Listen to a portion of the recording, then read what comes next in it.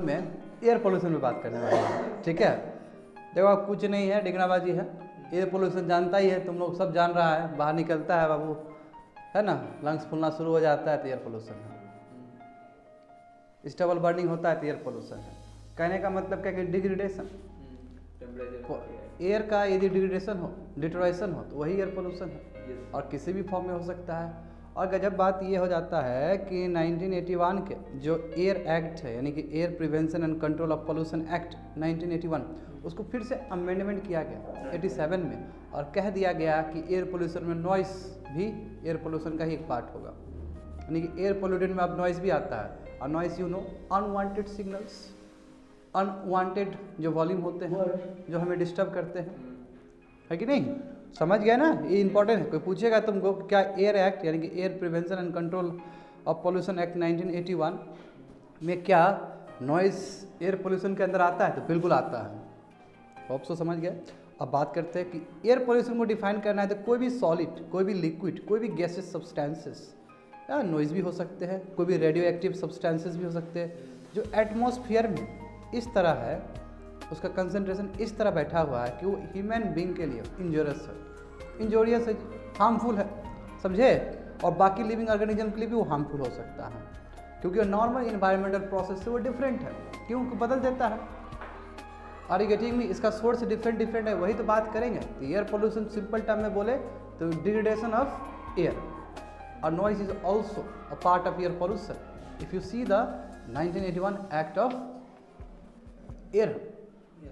Air prevention and control, ठीक है, जिसको 1987 में डाला गया। आगे बात करते हैं क्लासिफिकेशन ऑफ एयर पोल्यूटेंट्स, यानी कि एयर पोल्यूटेंट्स क्या है, वो सभी है। पोल्यूटेंट्स मतलब क्या होता है, वो जो एलिमेंट जो रिस्पॉन्सिबल है फॉर एयर पोल्यूशन, इसमें बात करेंगे। देखो, classification based on in the form they persist in the environment after their release. जब रिलीज होता है तो किस तरह इन्वायरमेंट में वो हरकत करता है, उसी के आधार पे एयर पोल्यूशन को दो भाग में हम डिवाइड करते हैं। एक को कहते हैं प्राइमरी पोल्यूटेंट और दूसरे को कहते हैं हम लोग secondary pollutant. It's very very important. Air pollution बहुत इंपॉर्टेंट है इकोलॉजी के कॉन्टेक्स्ट में, और हर साल 2 क्वेश्चन या 1 क्वेश्चन जरूर आ जाते हैं सिविल सर्विस में इससे रिलेटेड, समझे ना? और बहुत बेसिक पूछता है जी, कोई बड़ा नहीं पूछेगा, बहुत बेसिक पूछेगा। और उसमें क्या होगा, 4 ऑप्शन होंगे, 5 ऑप्शन होंगे, कौन सा है, ए बी सी डी में ए है या बी है, नीचे बी या सी या डी है, नीचे तुम्हारा ए बी सी डी सब है, इस तरह का ऑप्शन रहता है। तो ज़्यादा चांसेस रहता है कि छक्का खेल दो, सब है, और कभी कभी गड़बड़ा जाता है वो भी। तो elimination is the best way, elimination जो बताए थे कभी। तो प्राइमरी पोल्यूटेंट और सेकेंडरी पोल्यूटेंट। प्राइमरी पोल्यूटेंट समझ लो कि जो नेचुरल है। अब देखो यहाँ पे मुझे तुमको बताना होगा बहुत सारा चीज़। देखो, प्राइमरी पोल्यूटेंट क्या है कि वो नेचुरल है, उसका नेचर का है। जैसे तुम्हारा सॉक्स है, नॉक्स है। अब नॉक्स का मतलब क्या होता है, NOx में NO2 भी हो सकता है, NO भी हो सकता है, नाइट्रोजन मोनोऑक्साइड भी हो सकता है, नाइट्रोजन डाइऑक्साइड भी हो सकता है, इसलिए X दे दिया गया। वो X की जगह 1 होगा तो NO हो गया, X की जगह यदि 2 होगा तो NO2 हो गया। उस तरह सल्फर डाइऑक्साइड है। ये दोनों ही क्या है, प्राइमरी पोल्यूटेंट है। क्यों? क्योंकि ये पोल्यूटेंट जो कि डायरेक्टली सोर्स से एमिट होता है। एक कोई सोर्स से एमिट हुआ, कोई बीच में इंटरफेरेंस नहीं है, सोर्स से आया और एटमॉस्फेयर में जाके बैठ गया, समझे? जैसे एग्जांपल दिया गया, SO2 and NOx are directly emitted from thermal power plant waste, जो कि तुम्हारा कोल से रिलेटेड है। Are you getting me? जो कोल वाला जो है तुम्हारा, जैसे रामानंद जी यहाँ से आते हैं, थर्मल पावर प्लांट क्या कोल बेस्ड है कि नहीं? कोल बेस्ड नहीं है, स्टीम बेस्ड है। श्योर? बिल्कुल वही तो बोल रहा हूँ, थर्मल पावर प्लांट है वो। ऑब्वियसली वहीं से आएगा वो, टरबाइन उसी तरह जनरेट होगा।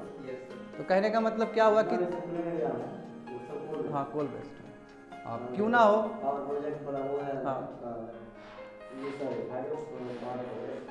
इसीलिए तो कहा जाता है Raman ji, just transition is so important, है कि नहीं है? बताए थे जस्ट ट्रांजिशन, जब ट्रांजिशन हो तो जस्टिस मिलना चाहिए।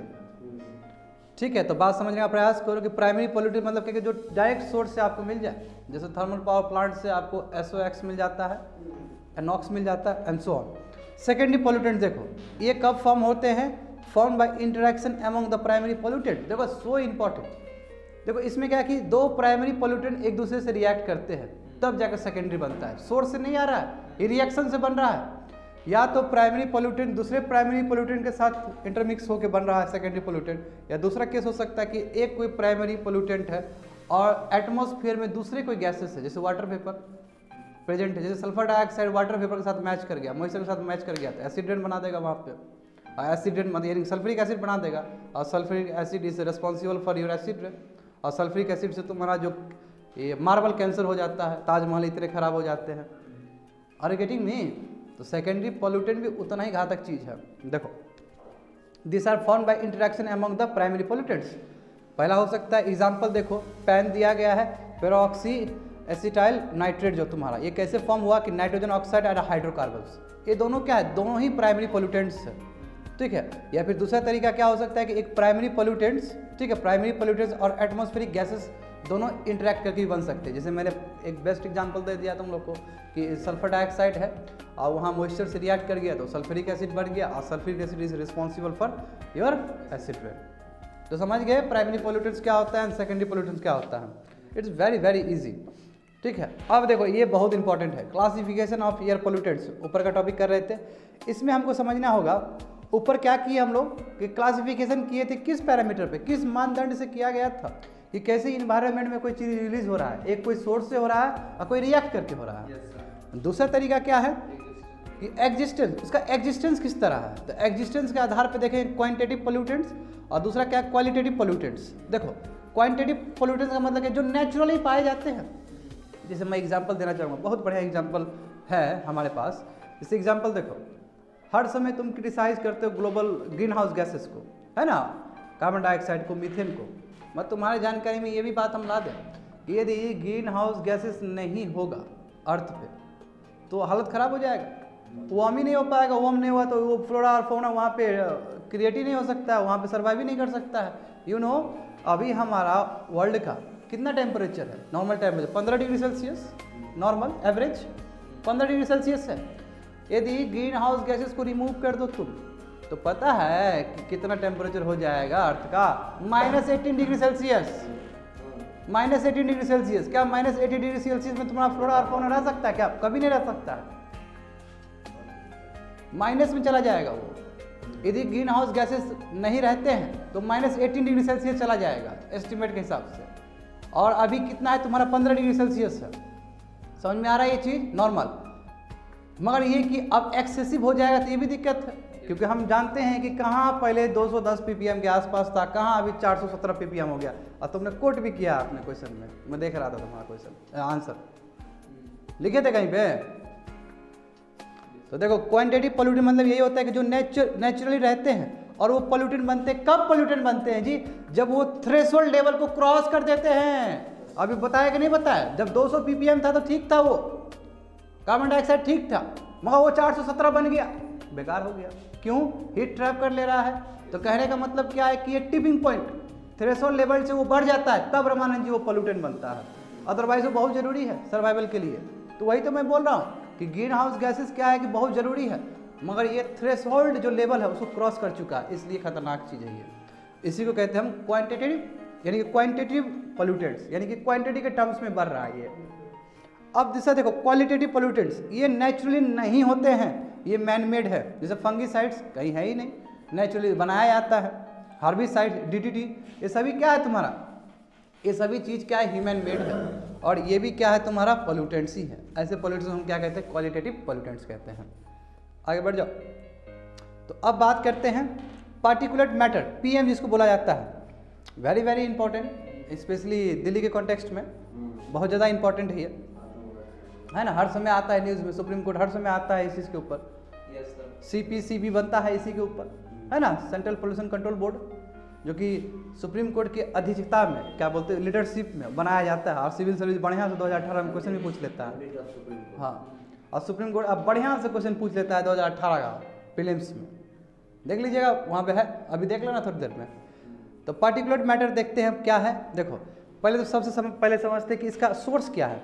इंडस्ट्रियल चिमनी से रिलीज होता है, ऑटोमोबाइल से हो सकता है, बायोमास को कर दो तुम, स्टबल बर्निंग कर दो, coal based thermal power plants, ये सभी से तुम्हारा पीएम निकलता है। अब पीएम अलग अलग टाइप के होते हैं, PM10 हो सकते हैं, PM1 हो सकता है, 2.5 हो सकता है, सभी जानेंगे।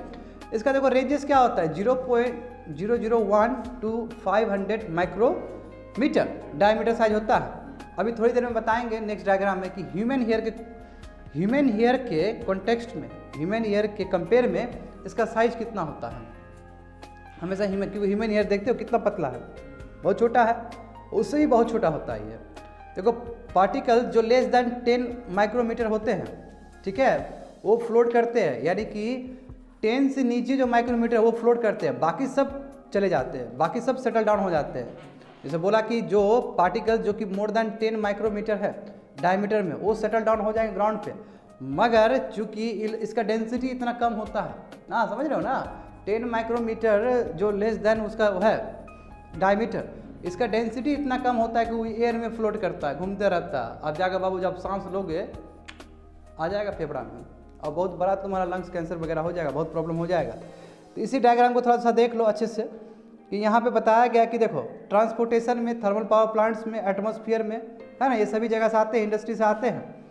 अब क्या है, primary production of coal and lignite, इससे भी आता है, प्रोडक्शन ऑफ पेपर एंड तुम्हारा पेपर उसका भी आता है, रिफाइंड कपर, जब कपर करते हो, प्रोडक्शन ऑफ एल्यूमिनियम करते हो, पिग आयरन बनाते हो, वही आयरन को जब वो पिघलाते हो तुम, क्रूड स्टील बनाते हो, और भी बहुत सारे तरीके से आ सकते हैं तुम्हारे।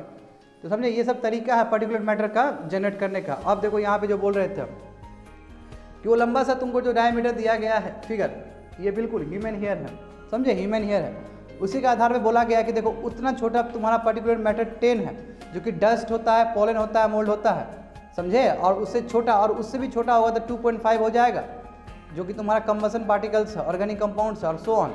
ह्यूमन हेयर कितना होता है, ह्यूमन हेयर का देखो साइज कितना दिया गया है, 50 to 70 माइक्रोमीटर दिया गया है साइज, देखो उसके हिसाब से कितना कम होता है ये सब, देख रहे हो। उसका डायमीटर कितना है, 50 से लेके 75 डायमीटर, समझते हो ना जी, रेडियस को डबल कर दो, ठीक है। तो अब कॉमन पार्टिकुलर मैटर जो साइजेस पाए जाते हैं वही PM10 है, PM2.5 है, PM1 है और UFP है।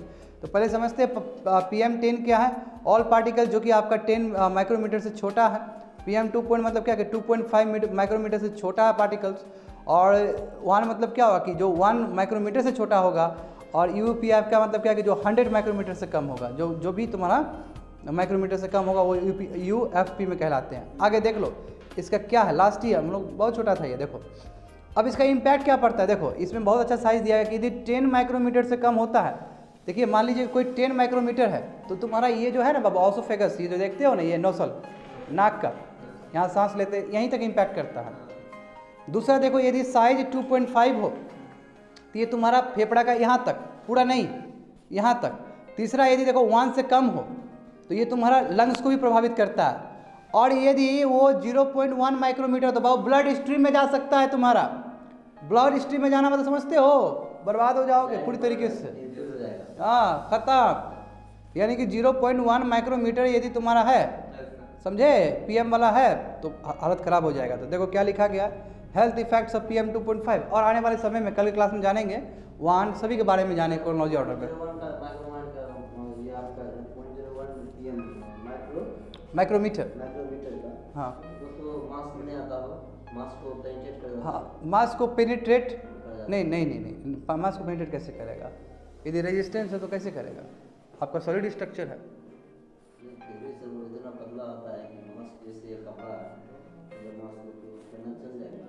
नहीं, आप यदि थोड़ा सा भी इसमें मान लीजिए ओपेक है तो कैसे जाएगा, यदि बीच में आप ऑप्शन देते हैं जालीदार है तो हो सकता है। ये तो कपड़ा से उसके पर जालीदार रहता है, I don't think so Raman ji. ठीक है, मैं इसके बारे में बताऊंगा आपको करके, ठीक है। अच्छा क्वेश्चन है आपका।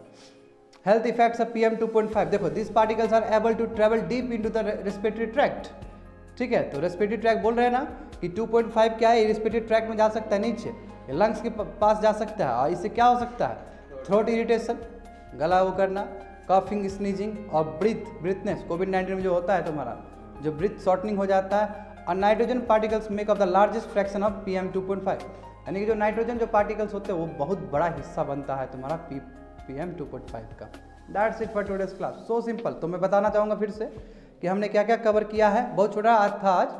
एयर पोल्यूशन में हमने जाने का प्रयास किया कैसे नॉइस को भी air prevention and control of pollution act 1981 के द्वारा डाला गया बाय अमेंडिंग इन 1987। उसके बाद हमने बात किया कि एयर पोल्यूटेंट किस तरह क्लासीफाई कर सकते हैं, तो हमने जानने का प्रयास किया कि इन्वायरमेंट में कैसे रहता है, कैसे रिलीज होता है और कैसे इन्वायरमेंट में वो अपना नेचर दिखाता है। तो उसी में हमने बोला कि प्राइमरी पोल्यूटेंट हो सकता है, सेकेंडरी पोल्यूटेंट हो सकता है। दूसरा हमने बात किया कि किस तरह वो नेचर में एग्जिस्ट करता है, तो क्वांटिटेटिव पोल्यूटेंट के हिसाब से और क्वालिटेटिव पोल्यूटेंट के हिसाब से। उसके बाद हमने पीएम के बारे में बात किया, तो उसमें हमने जाना कि सोर्सेज क्या है, डिफरेंट सोर्सेज क्या है। उसके बाद हमने ह्यूमन बींग का जो हेयर है उसके साथ कंपेयर किया बाकी जितने भी पर्टिकुलर मैटर जो कॉमन साइजेस जो तुमको पाए जाते हैं एटमॉस्फेयर में, और उसके पर्टिकुलर मैटर स्पेशली PM 2.5 के बारे में हमने चर्चा किया। इसमें यही दिखाने का प्रयास किया गया स्पेशली फोर्थ वन की जो लेस देन 0.1 माइक्रोमीटर है वो ब्लड स्ट्रीम में जा सकता है। यदि ब्लड स्ट्रीम में गया तो प्रॉब्लम होगी, बहुत ज़्यादा प्रॉब्लम होगा। ठीक है, that's it for today's class.